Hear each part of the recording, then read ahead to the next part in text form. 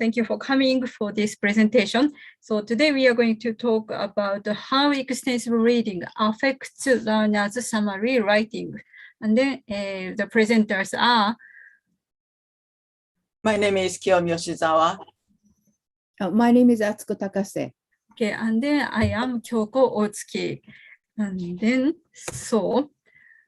okay, so this is how the talk is organized. For this presentation. So today we are going to talk about how extensive reading affects. Okay, and then extensive reading and writing. Compared with other skills, not many, but some works have been done, like those. But those works look at the timed essay writing. And also these ones as well. Like for high proficiency learners and many kinds of learners, and also like, some other ways of assess their writing. But some work didn't observe much effects of extensive reading on writing. Then in our work, we decided to look at summary writing because no study dealt with the impact of ER on the development of summary writing is found as far as we know. And also summarization is one of the tasks frequently required to the students who use English for academic purposes. Also, there is another reason for using summary writing as data. So if it's free essay, we do not know if what they wrote is right information or not. It's quite hard to assess their writing contents accuracy. And then, we will have a very quick look at the processes involved in writing summaries. Kinch and Van Dyke summary model. So 3 processes are involved in summary writing, like comprehension and condensation production. And also according to the model, summarizing involving microstructures and also macrostructures. Also during the summarization process, higher level propositions are selected according to those rules: deletion, generalization, construction. So you can see summary writing includes lots of cognitive processes. Then, based on this background, our aim of the study is to examine how extensive reading would help Japanese EFL learners to develop summary writing ability in terms of the number of words, the number of correct propositions, and also the development of coherence in summaries. Then, our participants are in 2 groups. The first one is experimental group, ER group. The number is 47. First and second year university students. Their English proficiency is CEFAL A2 to B1. And then they are non-English major students. The time period is 1 academic year. And then in this group, SSR was implemented. For the first half an hour, and then the rest 1 hour is for the textbook focused work. And then that textbook contains passages about interesting things like this. Then students also read books outside the classroom, about 150,000 words throughout the year. Then the second group is control. The number is 55.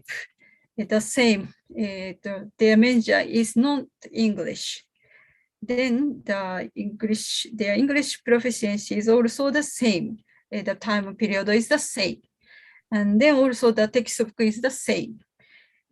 But this group did textbook focused work only because it's control group. Then the reading manner is actually not very intensive, but also not extensive reading in our sense. So we focused on text structures or reading strategies or implicatures. And then this is also the same as what the ER group did besides SR in class. Then for materials to be analyzed, a summary writing task was done. Students read a passage about the person who invented the TV set. This is up to 5 minutes. Then students write a summary using, for 10 minutes. Then students answered 5 comprehension questions for 3 minutes. Then also, only at the beginning of the program, they took EPUB PPT test. Then, you can see the procedure in the diagram like this. So time 1, time 2, then between those 2 times, experimental groups and the control groups did their work respectively. Then after obtaining the student summaries, we scored them. So this is like based on the information in the passage, 16 propositions are recognized. The propositions like where the main character was born, or what he liked as a child, or how he got an idea of a TV set, something like this. And then those propositions are scored in each student's summary, then giving 1 or 2 points for each proposition. Then overall coherence in the summary is also examined. Then in this case, coherence means sequence of events in the passage, like event A is followed by event B or C, like this. Then 3 of us scored individually and discussed the discrepancies. As for inter-rater reliability, so the perfect agreement, almost perfect agreement has been shown. Okay, thank you very much. So, Kiyomi Sensei, please. Okay, thank you very much, Kyoko. Now I'm going to present the results. Next, please. This is the result of the changes in number of words. This is the experimental group. This is the control group, and time 1 and time 2. And then this is the difference between those 2 times. As you see, the means at time 1, experimental group wrote about 69 words at time 1, and at time 2, 83.2 words. The gain is about 15 words. And for the control group, at time 1, they wrote about 70 words, and at time 2, they wrote about 81.4 or 5 words. The gain is about 11.53. Even though there is a difference, we consider those differences are very minimum. Next, please. So we next examine the propositions the students wrote in their summaries. And there are 16 propositions in 4 paragraphs, but each paragraph has a different number of propositions. So we calculated the average of correct propositions in each paragraph. Table 2 presents the average of correct propositions in each paragraph. Also, the table includes the correctly answered response rate of the coherence item. Next, please. The same information is shown in this figure. This is the results of the ER group, and time 1 is shown in blue, and time 2 is shown in red. At time 1, ER group had the average of correct response 0.54 in paragraph 1, and 0.45 in paragraph 2 to 3, and paragraph 4, 0.14. Also, the average of the coherence item was 0.03. At time 2, the correct response rate of paragraph 1 decreased by 2%. Those of the paragraph 2 to 3 increased 6 to 20%. Also, the correct response rate of paragraph 4 increased by 10%. Further, the average of the coherence item increased by 10%. Next, please. This figure shows the information about control group. At time 1, a control group showed a pattern similar to the ER group. However, the average of the Para 4 was smaller than that of ER group, 0.08. The control group increased their rate of correct time 2. The control group increased their rate of correct proportions by 6 to 12% in paragraph 1 to 3. For paragraph 4, the increase was 0.03. And also the average of the coherence item increased by 4%. Next, please. To examine whether, next, please. To examine whether those changes in the number of correct proportions are statistically significant or not, we analyze the data further. Next, please. Sorry, it doesn't work. I'm sorry. Okay, no problem. I'll just go ahead and explain. 16 proportions are covered. Excuse me. There are 16 proportions, and those proportions were converted to dichotomous data 0 and 1 and analyzed using a rush measurement model. One of the results of those analyses was person ability in logits. And logits is a unit of measurement when the rush model is used to transform raw scores from ordinary data to log odds ratio on a common interval scale. And logits is a natural log of odds ratio. So, but it ranges +1 to -3, somewhere on that, and includes 0 or minus, and it's intuitive, very difficult to understand. So we converted those person abilities to a scale of 0 to 100, and converted scores were used. Next, please.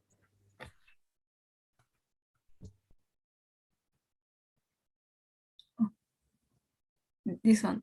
Yes. Yeah. This is table 3 shows descriptive statistics of person abilities ranging from 0 to 100. And next, please.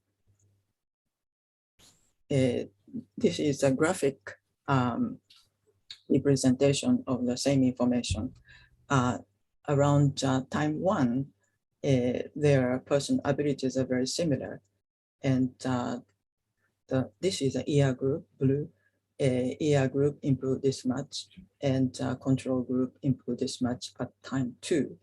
And there is about 6 points difference, and we examine whether this 6-point difference is statistically significant or not. Could you please go to the next slide? So in order to examine whether the difference is significant or not, we conducted dependent means t-tests, and for each group, and alpha level was adjusted. And the results is for the ER group, the difference was significant, but for the control group, the difference wasn't significant. Next, please. And also, we conducted the independent t-test to examine whether there is a significant difference between the two groups at time 2, and the difference was not significant. Next, please.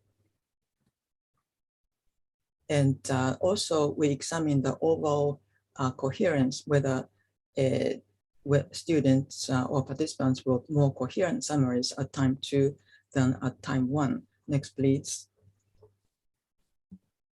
And we conducted a McNamara test, and the test results show that this is the result for the ER group. Next, please. Next, please. Next is the result for the control group. And for this McNamara test, the changes in from not correctly answered to the correctly answered, or correctly answered from not correctly answered at 2 different times. those red figures shows those differences, and the magna test examines whether that is significant or not. In both cases, they were not significant. Okay, the Atsuko is going to explain or show you some of the examples of the students' summaries. Thank you. Let me explain, let me show you some examples. Next page, please. Next, yeah.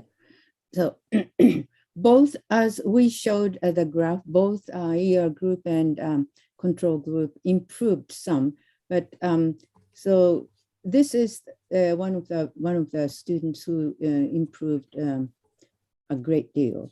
So the yellow part is the correct or added prepositions, and red is just a linking word. For this student, time one, he or she wrote only 48 words, but on time two, that more than doubled, or just twice. Okay, so excuse me. At time one, this student couldn't finish writing all till the end, but time two, she did. Okay, next, please. Okay, this is another example for the EL student. This student had green marks. The green shows the incorrect or poor prepositions. And also the sequence is not very correct. However, in time two, this student did a very improved in coherence, and also the preposition were correct. Okay, next, please. So this is one of the examples from control group student. And this student also improved the number of words. And green is, however, green is incorrect or poor prepositions. And yellow is the correct one. So this student also improved in time two. He wrote many correct prepositions. Okay, next, please. This is the last example for from the control group member. So this person had many wrong grammar. So this is well, we picked just only one or two, but there are more in grammar in other places. And then time two, hardly she wrote added good prepositions, correct prepositions without grammar failure. Okay, next, please. So discussion. The findings of the current study suggest that through one-year ER program, EFF learners were capable to write more prepositions in a coherent way at the end of the program than at the beginning. This means probably that they read, the speed improved a lot. So they read, maybe they have read twice or so. And then at the same time, their writing ability or the writing ability with coherence improved. And however, further studies are necessary to examine whether ER helped learners to learn quite coherent summaries. And also this finding provides support for the hypothesis that ER contributes EFL learners to develop their competence in summary writing. Okay. Next, please. However, we have some limitation of the study. So the time of writing summary, 10 minutes is a little bit too short. That's what we have figured. And also time on task is some problem. And it was difficult to determine whether an inaccurate summary is attributed to the failure to comprehend the text or a breakdown in summary production. It was very difficult to find out. Okay, next, please. Then there's some educational implications. So that instead of teaching reading and writing as a separate skills, as often done at many universities, that ER can be used to enforce if our learners integrated skills. So reading to writing in this case, yeah. And also summarization, as Kyoko told before, summarization is one of the tasks frequently required to the students who use English for academic purposes.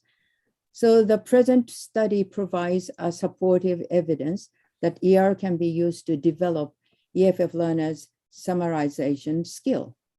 Yeah. Next, please. Oh, this is the selected references if you'd like to read the original papers.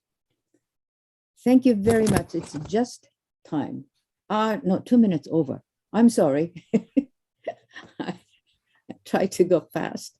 Yeah, thank you very much. Thank you. Thank you. Thank you, Atsuko and everybody. Well done. Thank you. If there are questions, I think the next session is starting in 3 minutes. If there are any questions for Atsuko and Kyoko and Kiyomi, could you please move into the breakout room? And I'm sure they will be happy to answer your questions. Michael Furmanovsky's presentation is starting here in a couple of minutes. If you need help moving into the breakout rooms, again, please ask one of the hosts.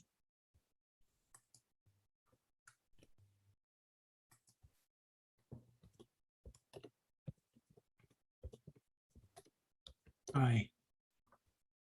Michael. Yes, I'm here. Can you Hello. see my